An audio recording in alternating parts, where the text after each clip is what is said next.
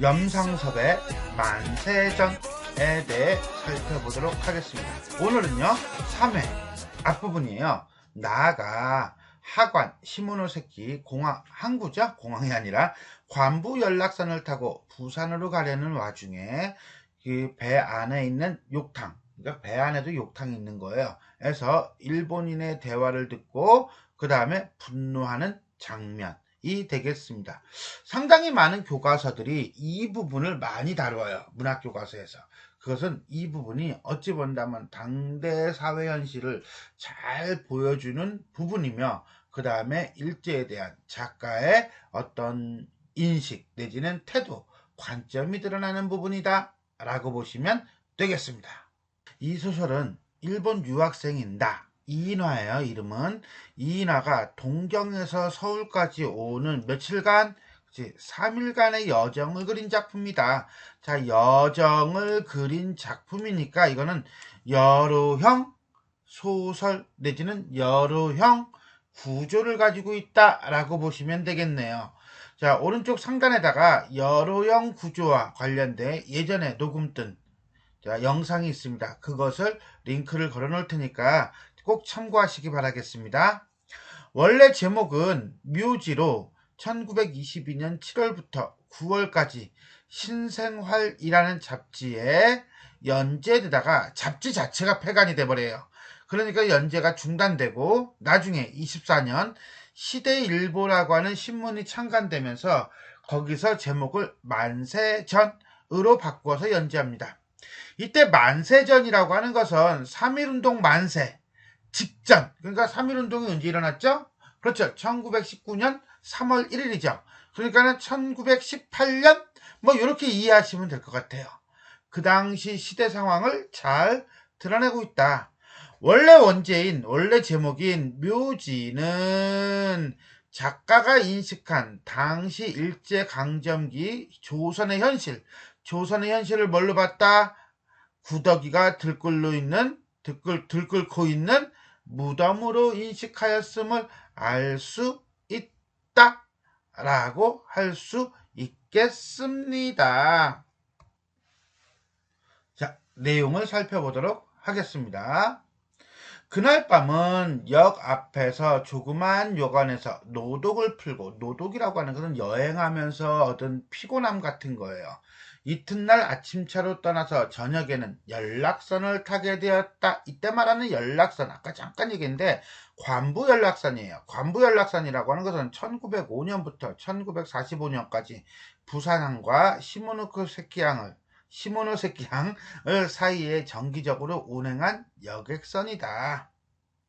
러일 전쟁 이후 경부선이 서울에서 부산까지 다 연결이 돼요. 그러니까 이제 일제 입장에서는 어떻습니까?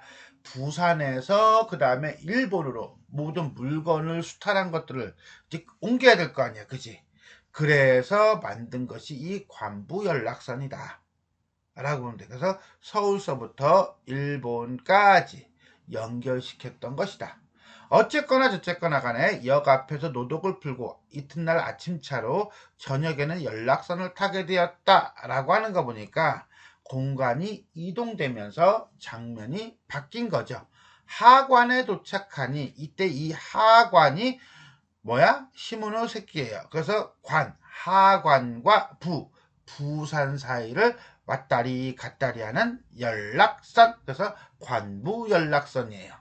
하관에 도착하니 방죽이 터져나올 듯 일시에 꾸역꾸역 쏟아져 나오는 시꺼먼 사람떼에 섞여 나는 1인칭 대명사죠.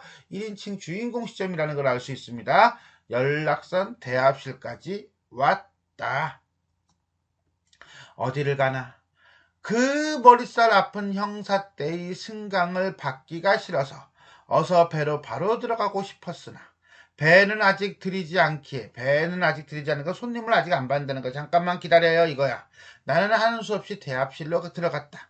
벤또나 살까고 매점 앞에 가서 서 있으려니까, 벤또가 뭔지는 알죠? 도시락. 어느 틈에 알아차렸는지 인버네스를 입은 낯서툰 친구가 와서, 인버네스를 입은 낯서툰 친구? 얘가 누군데? 그렇죠, 아픈 형사떼예요. 머리살 아픈 형사 때 중에 인버네스를 입었대. 인버네스는 뭔데? 소매 대신 망토가 달린 남자용 외투.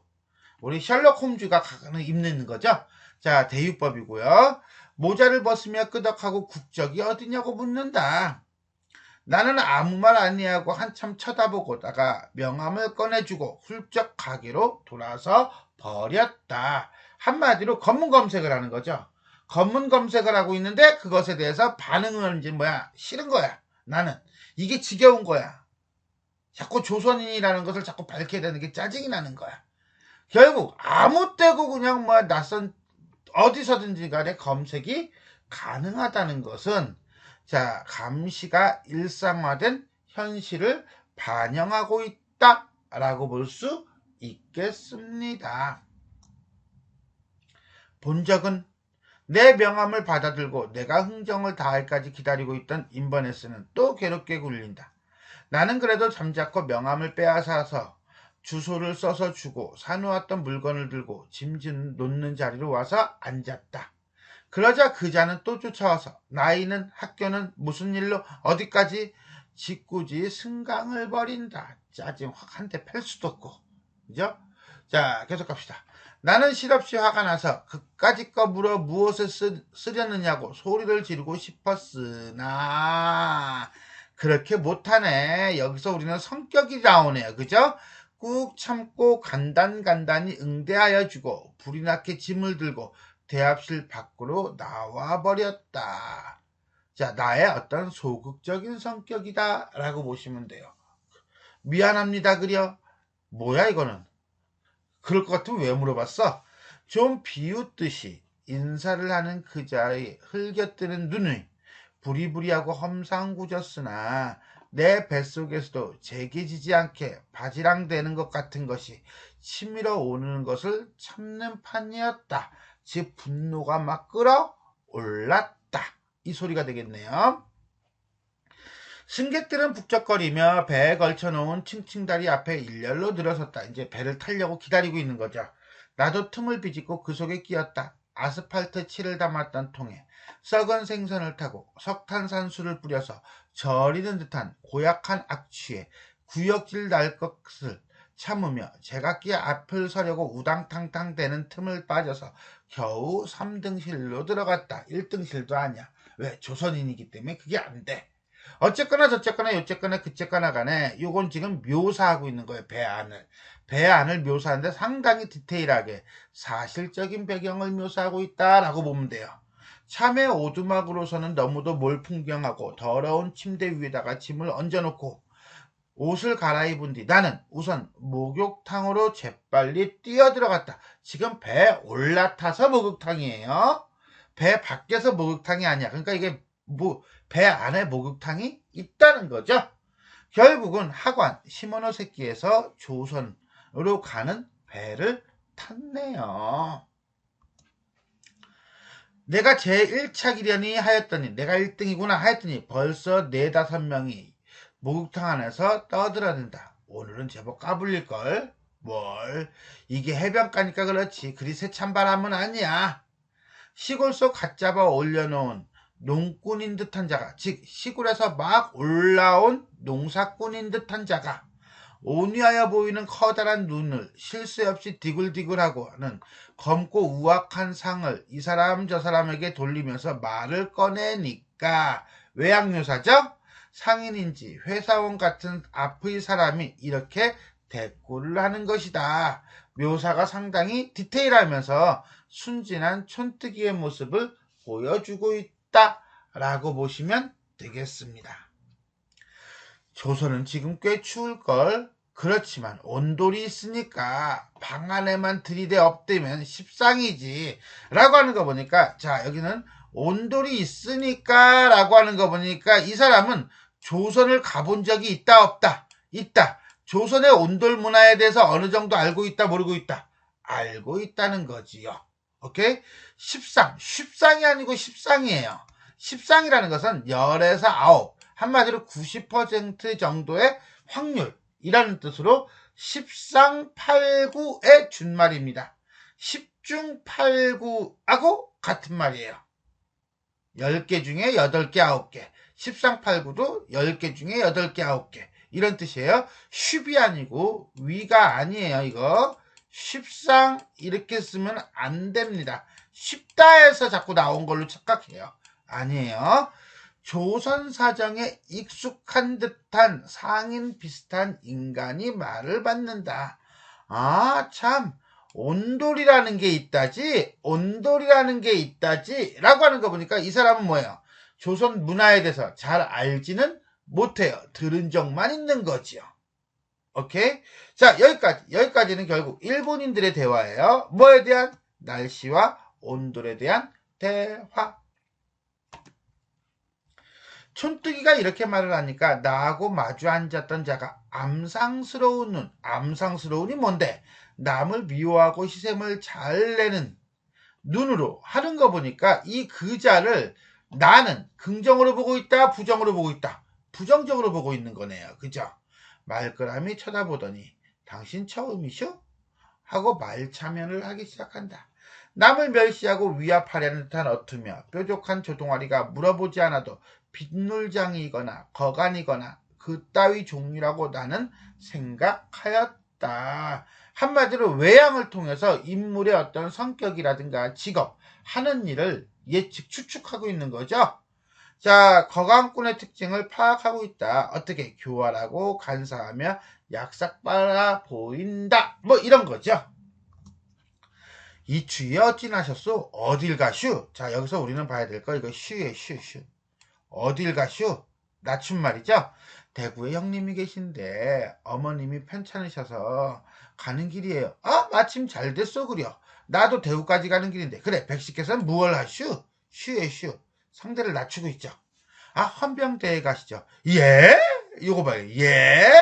뭘로 계셔요? 계신가요? 뭘로 계셔요? 자, 어때요? 슈 하다가 갑자기 요로 확 바뀌죠. 아, 여기서 백시라고 하는 건요, 남의 형을 높여 이르는 말이에요. 모르는 사람 체크 들어갑니다. 시골자 형이 헌병대에 있다는 말에 나하고 마주 앉은 자는 반색을 하며 금시에 말씨가 달라진다. 자, 어떻게 했어요? 슈에서 여, 오케이? 자, 처음에는 시골자가 별 볼 일 없어 보였으나 시골자 형이 헌병대의 군조라는 말을 듣고 자신의 일을 이용할 작정으로 반색하며 말씨가 달라지는 것이다. 네 글자로 뭐라 그래? 교원영색. 그러니까 나는 황당해서 그자의 대추씨 같은 얼굴을 또 한 번 쳐다보지 않을 수가 없었다. 네, 우리 형님은 아주 군조예요. 니시무라 군조. 혹 형씨도 아시는지? 그런데 형씨는 조선에 오래 계신가요? 나는 뭐 10여 년 이래로 내 집같이 들어들었으니까 라고 했는데 이 만세 전이잖아요. 이때 만세는 3.1운동이에요. 3.1운동이 언제 일어났죠? 1919년이에요. 1919년 이전이라고 생각하시면 돼요.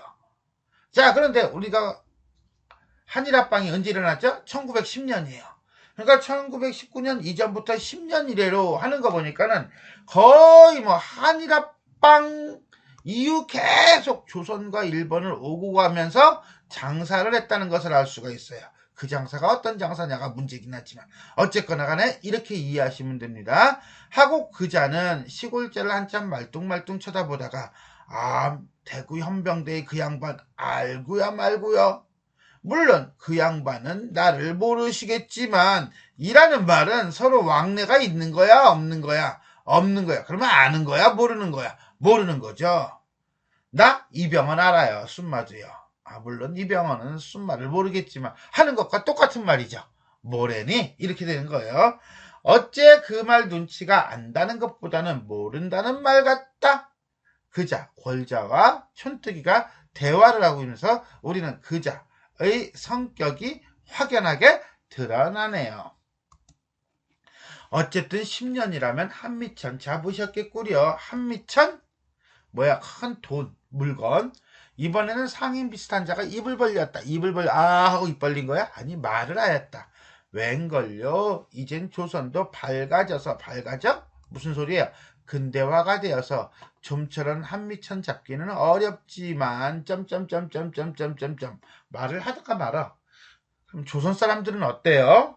요보 말씀이요? 에이, 젊은 놈들은 그래도 제법들이다는 건 근대화가 된 편이지만, 여기서 말하는 요보라고 하는 건요, 이건 조선인을 낮잡아 보는 말입니다. 대만의 생번보다는 좀 낫다면 나을까? 생번이라는 건 야만이라는 뜻이에요. 결국은 조선의 미개한 현실에 대한 어떤 경멸감, 발음도 안 되네요. 경멸감을 나타내면서 조선을 비하하는 표현이다. 이것을 듣고 있는 나는 가만히 있나? 진짜 나 같으면 주먹으로 한 대 칩니다. 이제 가서 보슈. 자, 암만 말을 해봐야 소용없어. 가서 봐. 그러면 알게 돼. 이거예요. 그럼 우리는 이러면 뭐라고 하죠, 이걸? 그렇죠. 백문이 불여일견이다. 라고 얘기하죠. 자, 그것도 하나 챙겨놓고 들어가면 좋겠네요. 백문이 불여일견. 100번 들어봐야 한 번 보는 것만 못하다. 자, 대만의 생번이라는 말에 그 목욕탕 속에 앉아있던 사람들은 나만 빼놓고 모두 웃었다는 것은 나를 제외하고는 전부 다 뭐야? 일본 사람이라는 거죠. 나는 기가 막혀 코가 막혀 입술을 악물고 쳐다보았으나 쳐다보기만 한 거야. 소극적이야. 더운 김이 서리어서 그자들에게는 분명히 보이지 않은 모양이었다. 욕객은 차차 꾸역꾸역 쏟아져 들어온다. 욕객, 목욕하는 손님들은 차차 꾸역꾸역 쏟아져 들어온다.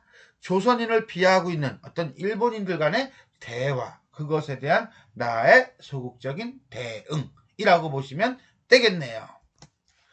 사실 말이지, 나는 그 소위 우국지사는 아니나 하는 거 보니까 갑자기 어조가 바뀌었죠. 아까는 장면에 대한 얘기였다면 지금은 내면에 대한 얘기네. 그죠? 내가 만국의 백성이라는 것을 어느 때나 잊지 않고 있기는 하다 라고 하는 걸 보니까 우국지사는 아니야. 투철한 민족의식 같은 거 그런 건 없어. 하지만 일제에 의해 식민지 지배를 받고 있는 조선인이라는 인식은 가지고 있다는 거야. 그 말은 좀 전과 같은 일본인들의 모습을 보면 짜증나고 승질나고 한 대 패고 싶다는 거야. 학교나 하숙에서 지내는 데는 하는 거 보니까 학교를 다니는 유학생이라는 걸 알겠죠. 그죠? 일본 사람과 오히려 서로 통사정하는 이만큼 좀 낫다. 통사정이라는 것은 자신의 사정을 남에게 알린다라는 거예요. 그러나 그 외의 경우는 고통을 참을 수 없는 때가 매우 많다는 것은 결국 뭐예요? 일본인들에 대해 분노를 느낄 때가 많았다. 일본인들이 자꾸 나를 자극하였다. 뭐 직접적 의도적은 아니라 할지라도 좀 전 같은 경우도 의도적인 건 아니죠. 그러나 한편으로 생각하면 만국 백성, 나라가 망한 백성이 된 지 근 10년 동안, 그러니까 아까 뭐였죠? 3.1운동, 독립운동 만세 이전, 그죠? 시대적 배경을 제시하고 있네요. 이제는 무관심하도록 주의가 관대하게 내버려 두었었다. 좀 그래도 많이 나아진 거야. 도리어 소학교 시대 어린 시절에는 일본 교사와 충돌하여 퇴학을 하기도 하고 조선 역사를 가르치는 사립학교로 전학을 한다는 등 솔직한 마음에 애국심이 열렬하였지만 차차 지각이 나자마자 어떤 철이 들자마자 이렇게 해석하면 될 것 같아요. 이해하면 일본으로 건너간 뒤에는 유학을 하고 유학생활을 하면서 간혹 심사를 틀리는 일을 당하거나 1년에 한 번 귀국하는 일에 하관이나 부산, 경성에서 조사를 당하고 아까 봤죠? 그죠? 시모노세키 하관에서 일본인 경찰이 막 쫓아오는 거 그거 성의 가시게 할 때 귀찮기도 하고 분하기도 하였지만 그때뿐이요. 적개심이나 반항심을 일으킬 기회가 적었었다. 라고 하는 것은 평소에는 나는 일본에 대한 적개심이나 반항심이 있다 없다. 요즘은 없다는 거예요. 현실을 대하는 나의 어떤 소극적인 태도가 드러나고 있네요. 솔직히 적개심이나 반항심이라는 것은 압박과 학대에 정비례하는 것. 즉 무슨 소리야? 압박과 학대를 많이 받으면 받을수록 적개심이나 반항심이 생기는 거야. 그리고 그 적개심이나 반항심은 민족적으로 활로를 얻는 유일한 수단이야. 즉 독립운동을 할 수 있는 원동력인 거야. 국권을 회복하게 하는 원동력인 거야. 결국 무슨 소리냐 이거죠.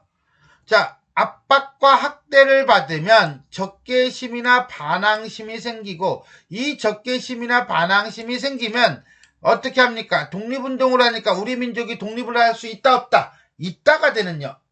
이런 형태가 되는 거예요. 오케이?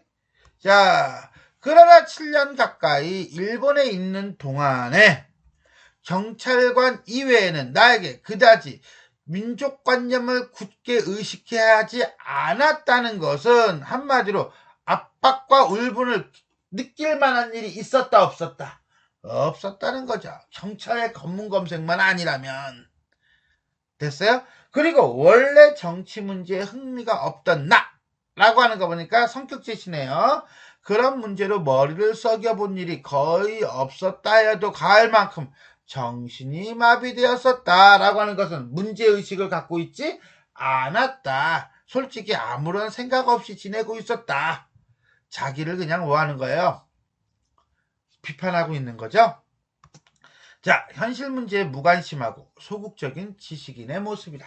그러나 요새로 와서는 이런 나에게까지도 점점 흥분하지 않을 정도로 신경이 곤두서게 하는 일이 많았다라고 하는 것은 결국 뭡니까? 일제히 탄압이 점차 많이 심해지고 있었다. 그래서 빵 터진 게 3.1운동이라는 거예요. 이것을 보면 적개심이라든지 반항심이라는 것은 보통의 경우엔 자동적이고 이지적인 것이라기보다는 피동적이고 감정적으로 유발되는 것이다. 결국은 적개심이나 반항심, 독립운동의 원천인 원동력인 적개심이나 반항심은 누군가가 일으키는 거야. 그 다음에 이건 생각해서 논리적으로 파악하는 것이 아니라 열받아서 하는 거야. 그러면 일본이 제대로 가만히만 있으면 뭐 적개심이나 반항심 같은 것도 없겠지요. 결국은 뭡니까? 그렇죠. 일본인의 조선인에 대한 태도 아니면은 뭐 기타 등등등의 어떤 흥분과 분노로부터 일제에 대한 적개심이 생기는 것이다 라고 볼 수가 있겠네요. 다시 말하면 일본 사람은 지나치게 말 한마디나 그 태도로 말미암아 조선 사람의 억제할 수 없는 반감을 끌어오르게 하는 모양이다.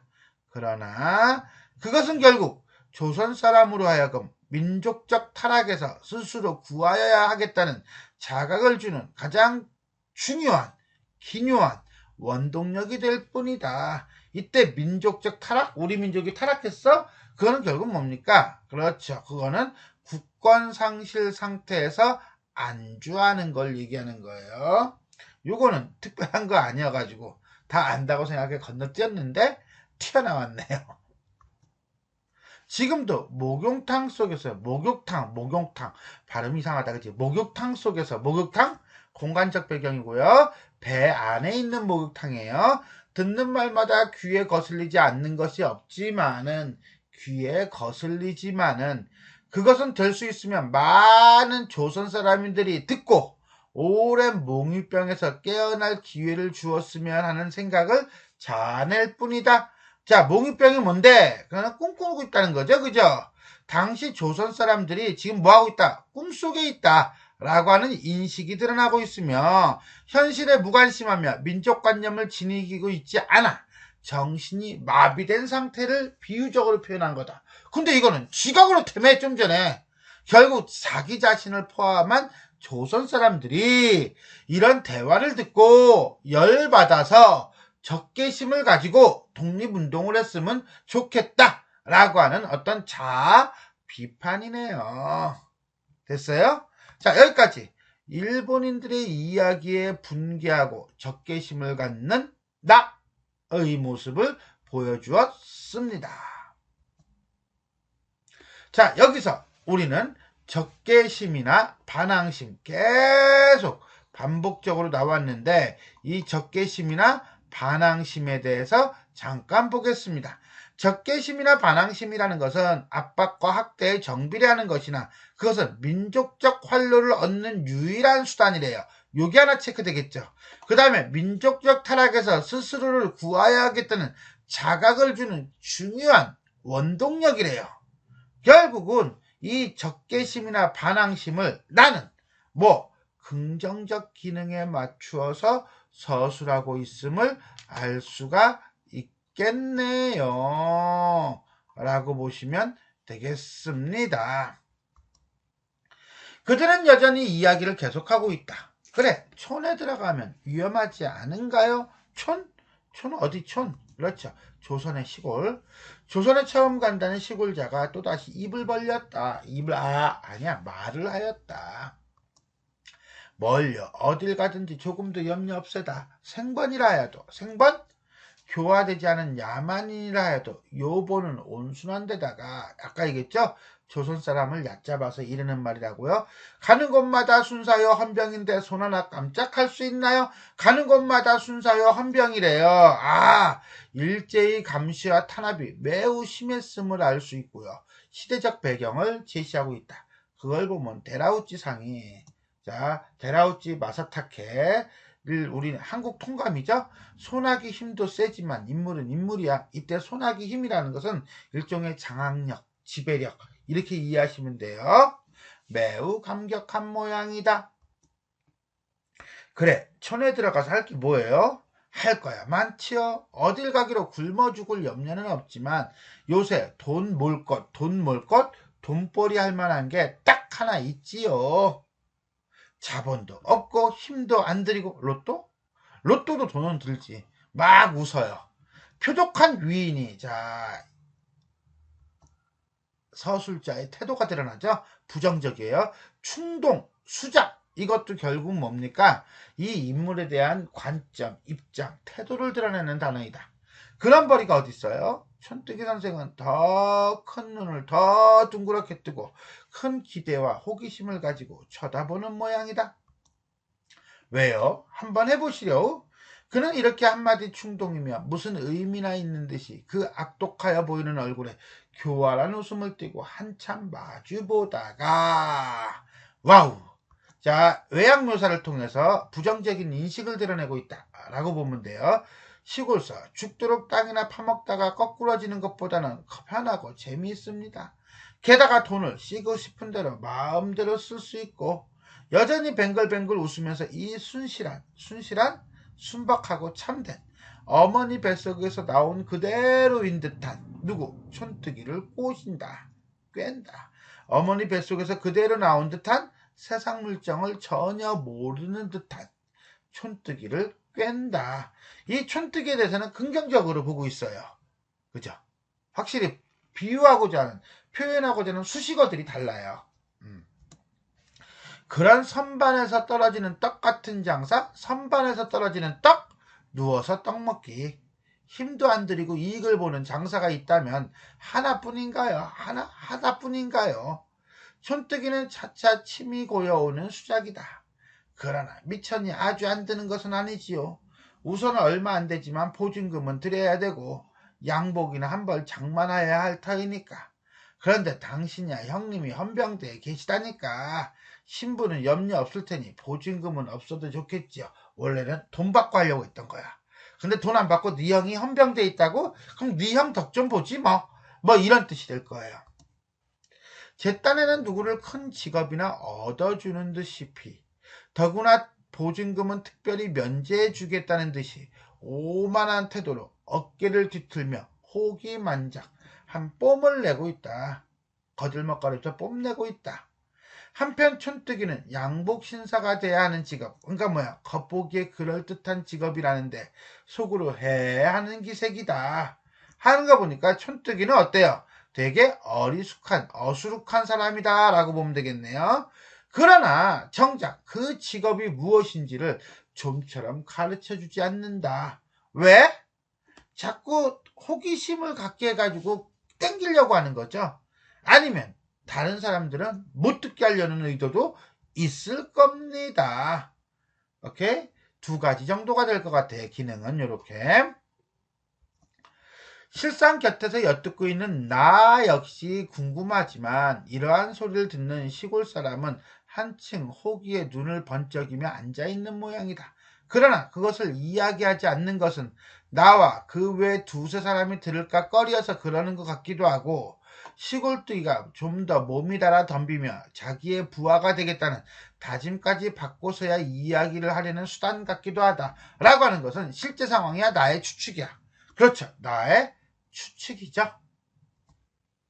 그래, 그런 훌륭한 직업이 무엇인데 어디 있단 말이오. 이 훌륭한 직업이라는 거는 힘도 안 들이고 그 다음에 양복 입고 그 다음에 돈도 안 쓰고 마음대로 놀 수 있는 그 다음에 돈을 쑥쑥 버는 직업이죠. 그 직업은 이따가 뒤에 얘기하겠지만 조선 노동자를 일본 공장에 팔아 넘기는 노동력을 착취하는 그런 일입니다. 이번에는 그 시골자의 동행인 듯한 사람이 가만히 듣고 있다가 욕탕에서 뻘겋게 다른 몸뚱아리를 무거운 듯이 끌어내며 물었다. 그자 그 골자 살살 약삭 바르고 그런 사람 부정적인 인물이죠.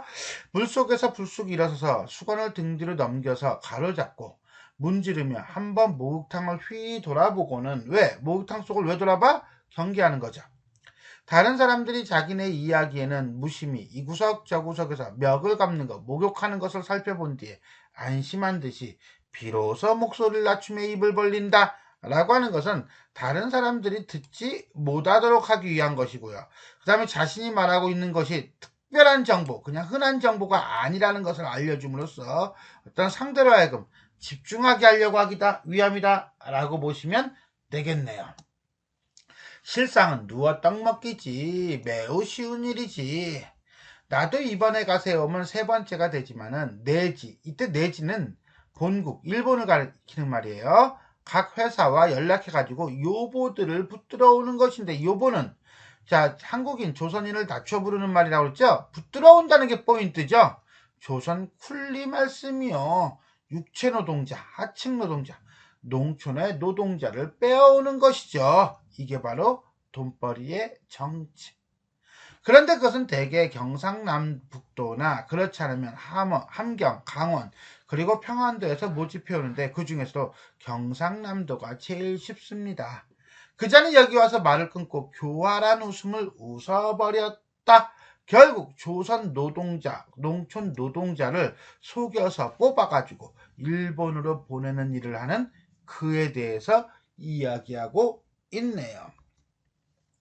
나는 여기까지 듣고 깜짝 놀랐다. 그 불쌍한 조선 노동자들이 불쌍한 연민의 심정이에요. 속아서 지상의 지옥 같은 일본 각지의 공장과 광산으로 라고 하는 거 보니까 지상의 지옥이래요. 지상의 지옥이라고 하는 거 보니까 자 나가 당시 일본 각지의 공장과 광산에 대한 인식이 부정적이라는 것을 알 수 있고요. 그 다음에 당시 조선인들의 노동력이 착취당하면서 고통을 받았다는 것을 알 수 있고요. 이러한 상황에 대해서 내가 매우 분노하고 있다는 것도 알 수 있네요. 몸이 팔려가는 것이 노동자들의 상황이죠.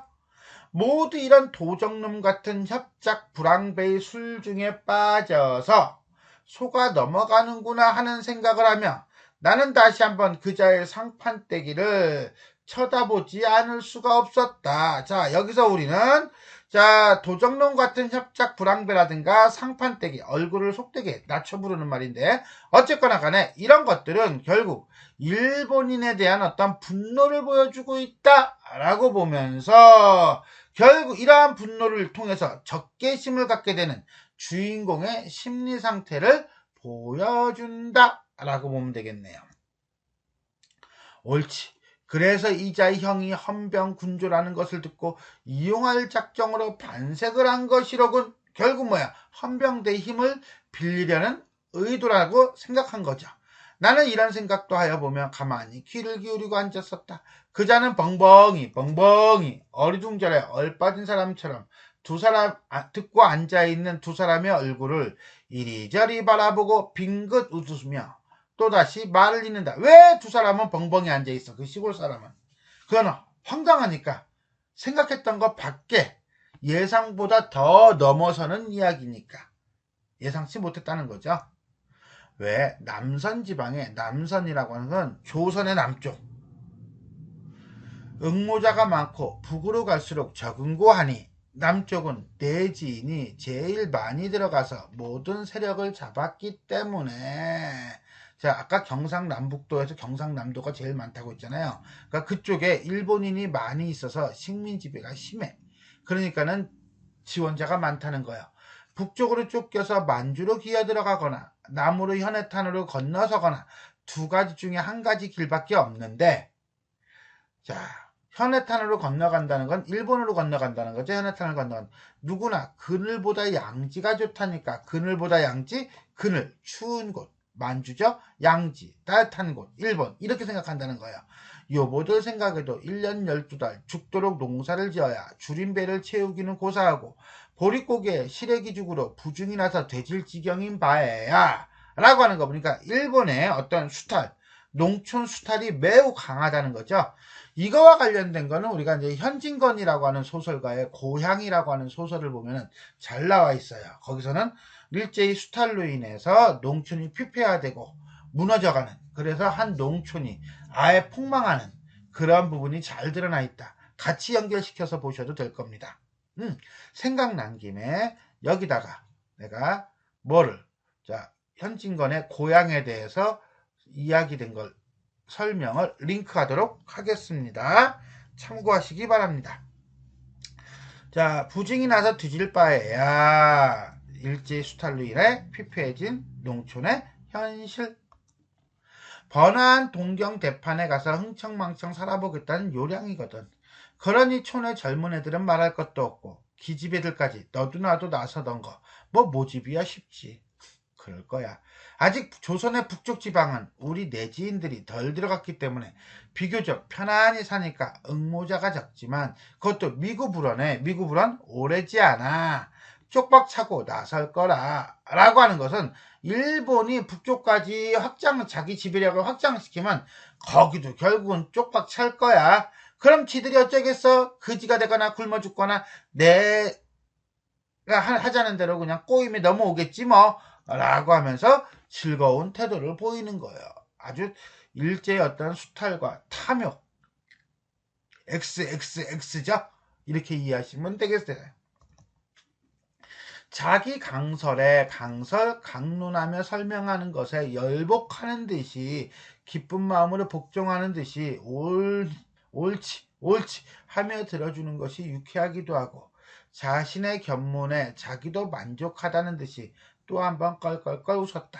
그래, 그렇게 모집해가면 얼마가 생기나요? 촌뜨기는 이제 촌뜨기, 아까 명칭이 조금씩 바뀌었어요. 그죠? 구수하다는 듯이 침을 흘리며 듣는다. 얼마가 뭐요? 여비가 있지. 여행에 드는 비용 정도가 있지. 일당이 또 있지.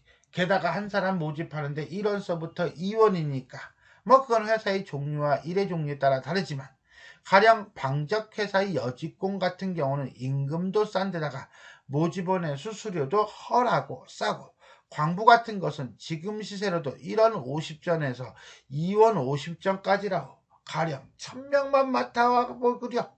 엄청나게 떼돈 버는 거지.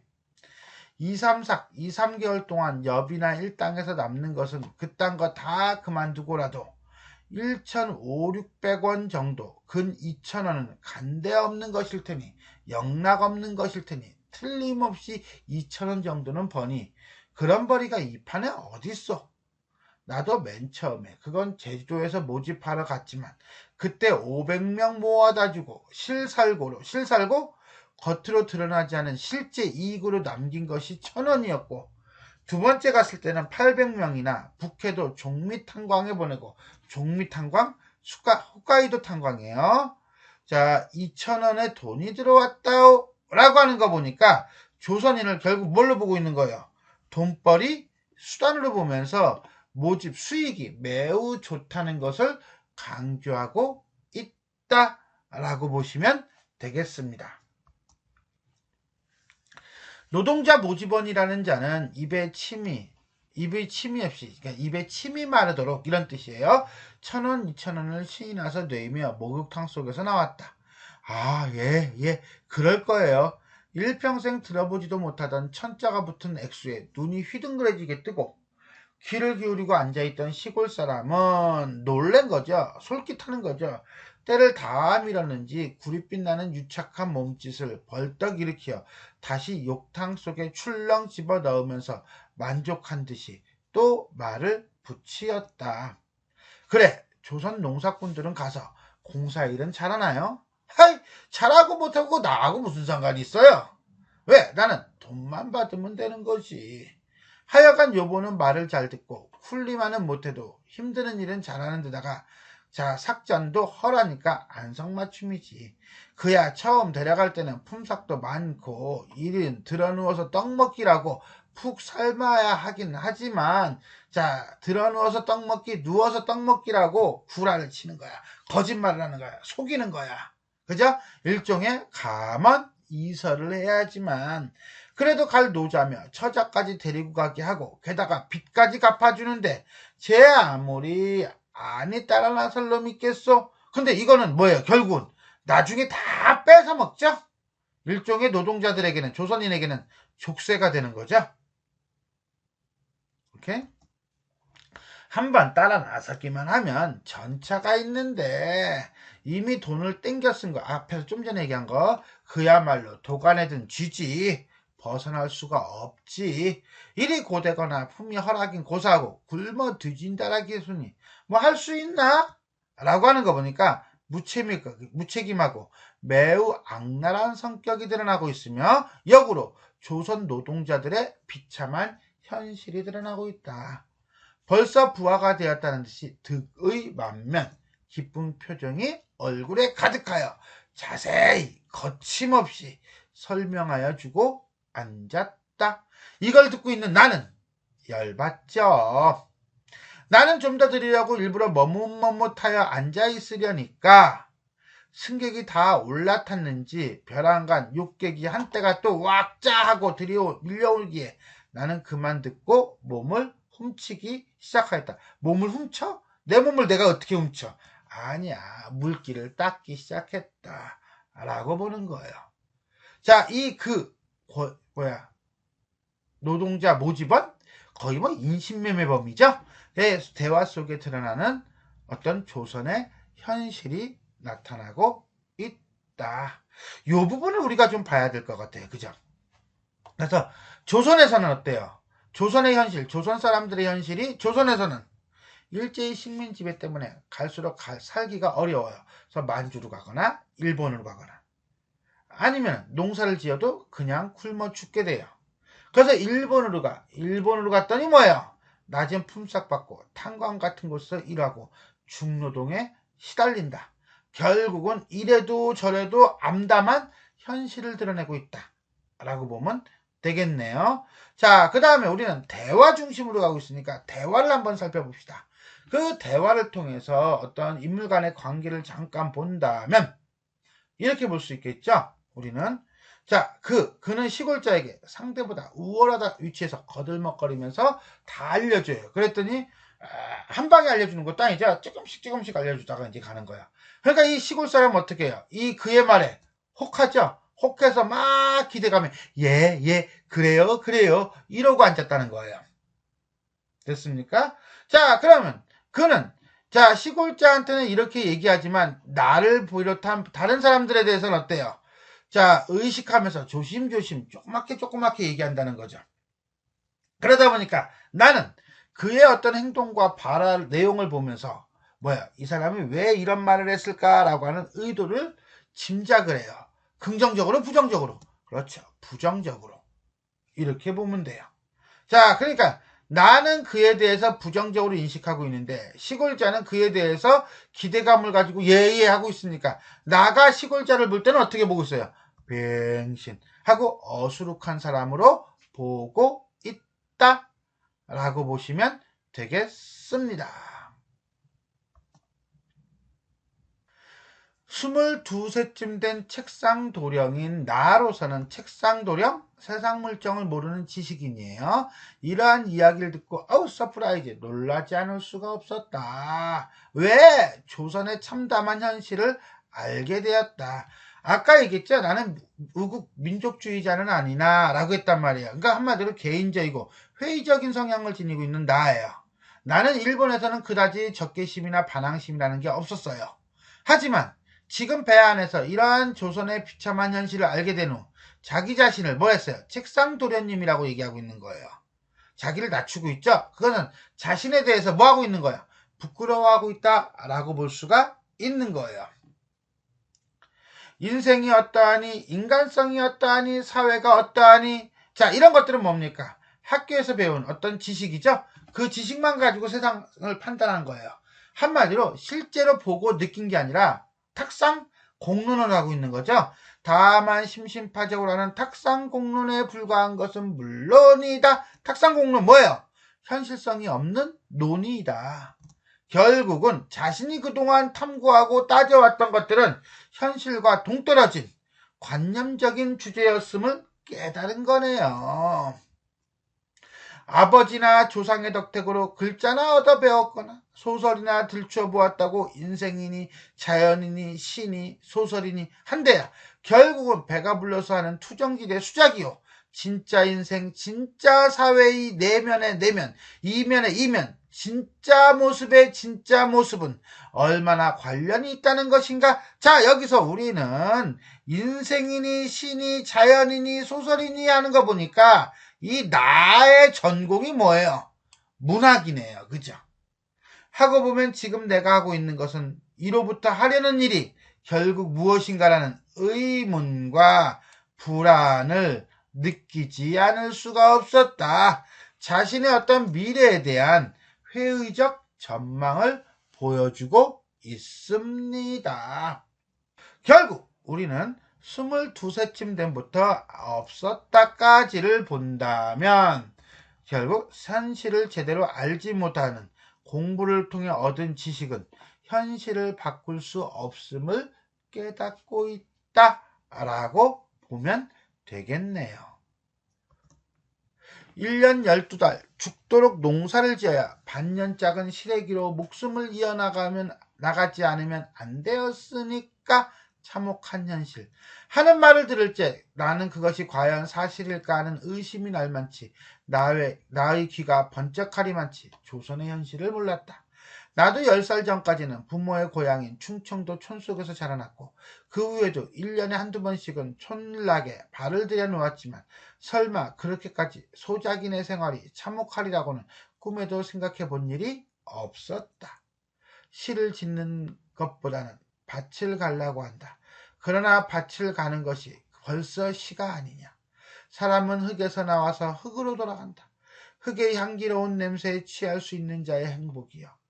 흙의 복돋아 오르는 생기야말로 너 인간의 끊임없는 새 생명이니라. 예전에 흙과 농사와 흙에 대해서 예찬하는 시를 쓴 적이 있었나 봐요. 이런 식으로. 근데 이거는 사실은 뭐야? 향기로운 냄새, 솟아오르는 생기, 웃기지 말라고 그래. 이건 당대 농촌 현실과 동떨어진 표현이었던 거야. 그때는 몰랐지. 조선 농민의 실상과는 전혀 관계없는 낭만적인 시였던 거야. 현실을 벗어난 탁상 공론과 같은 시였던 거야. 내가 왜 이런 시를 쓰었을까? 너무 부끄러워. 뭐 이런 거겠죠. 언젠가 이따위의 산문시줄이나 쓰던 자기의 공상과 값싼 로맨티시즘이 도리어 부끄러웠다. 흙의 냄새가 향기롭지 않다는 것도 아니다. 그 향기에 취할 수 있는 자가 행복스럽지 않다는 것도 아니다. 조반 후의 낮잠은 위약이라는 고등 유민의 유행병에 걸릴까 보아 대패밥 모자에 영경이나 쓰고 아침 저녁으로 호미자루 잡는 것이 행복스럽지 않고 시적인 것이 아니라는 것은 아니다. 그래, 시적인 거는 맞아. 이렇게 그냥 고등 유민의 유행병 걸린다는 것은 지식인의 유행병, 한마디로 뭐 모자 쓰고 그 다음에 센탈리즘에 빠져있고 이런 거 걸릴까봐 아침 저녁으로 옛날 양반들이 그냥 소일 삼아 농사 짓듯이 농사 짓고 글쎄 농사라기보다는 뭐 그냥 꽃 구경하고 꽃 다듬고 뭐 이런 거죠. 그죠? 돈 많은 사람이 나 농촌생활 농촌 체험할래, 난 시골에서 살고 싶어 하는 것과 돈 없어 가난한 사람이 시골에서 사는 건 전혀 다른 거잖아요. 오케이? 자, 이런 돈 있는 사람들이 지식인이 그냥 심심파적으로 심심해서 내지는 겁먹들어서 농사 짓는 거 뭐 그래, 그런 것들도 행복하다면 행복할 수 있겠지. 그러나 저러나 1년 12달 소나 말보다 죽을 고역을 다하고 시래기죽도 시기래지 기욱에 얼굴 붓는 것도 시일까? 그건 시가 아닐 거야. 그건 시라고 볼 수가 없는 거야. 이건 비참한 현실인 거야. 라고 하는 일종의 자기 반성이죠. 그러면서 시에 대해서 어떤 성찰을 하는 모습이 드러나고 있다. 라고 보시면 되겠습니다. 그들이 삼복을 끓는 햇볕에 손등을 대이면서 호미자루를 놀릴 때 그들은 행복을 느끼는가? 아마 행복을 느낄 수 없을 거야. 그들은 흙의 노예야. 자기 자신의 생명의 노예야. 죽지 못해 살 뿐이야. 그들에게 있는 것은 오로지 땀과 피뿐이요. 그 다음에 굶주림 뿐이다. 그들이 어머니 뱃속에서 뛰어나오기 전에 벌써 확정된 단 하나의 사실은 그들의 모공이 막히고 혈청이 마를 때까지, 한마디로 죽을 때까지 흙에 그 땀과 피를 쏟으라는 것이다. 한마디로 태어나면서부터 결정된 숙명적 고난의 굴레인 것이다. 그리하여 10방울의 땀과 100방울의 피는 한 톨의 나락을 기른다. 그러나 그 한 톨의 나락은 누구의 입으로 들어가는가? 그에게 지불되는 보수는 무엇인가? 없다. 굶주림만이 확실한 그가 받을 품삯이다. 쉽게 얘기해서 노동의 대가를 제대로 받지 못하는 농민들의 처지. 결국 우리는 나가 이 일본인의 대화를 듣고 말을 듣고 조선의 현실을 깨달았네요. 그럼 우리는 이렇게 두 가지를 볼 수 있을까요? 나의 입장에서 본다면 일본인들 간의 대화를 듣기 전의 모습이다. 그 다음에 일본인들의 대화를 듣고 난 후에나 인식의 변화가 있다 없다? 있다는 거죠. 대화를 듣기 전에는요. 일본에서 유학하는 동안 평온하게 지내면서 조선의 현실, 우리 민족에 대한 관심이 적었으며 밭을 가는 것도 시요 행복한 일이라고 하는 등 우리의 현실과는 관계없는 시를 썼습니다. 그런데 대화를 듣고 난 다음에는 자기 자신을 책상 도련님에 지나지 않는다고 생각하고 자신에 대해 근본적인 반성이 들어가며 중노동에 시달리는 가난한 농민들의 삶과 같은 실제 현실을 문제 삼아야 한다라고 합니다. 한마디로 뭐예요? 인식의 전환이 일어나며 깨달음이 일어나고 있다. 그렇다면 현실을 바라보는, 세상을 바라보는 태도가 변한다? 안 변한다? 변한다 라고 보시면 되겠습니다. 자, 지금까지 염상섭의 만세절 3회죠. 3회 중에 전반부, 나아가 하관에서 관부 연락선을 타고 부산으로 가는 도중에 목욕탕에서 일본인들의 대화를 듣고 조선의 현실을 깨닫고 분노하는 장면에 대해 살펴보았습니다. 지금까지 설명이 도움이 되셨다면 구독 버튼 부탁드리며 좋아요, 그 다음에 알람 설정 부탁드리겠습니다. 수고하셨습니다.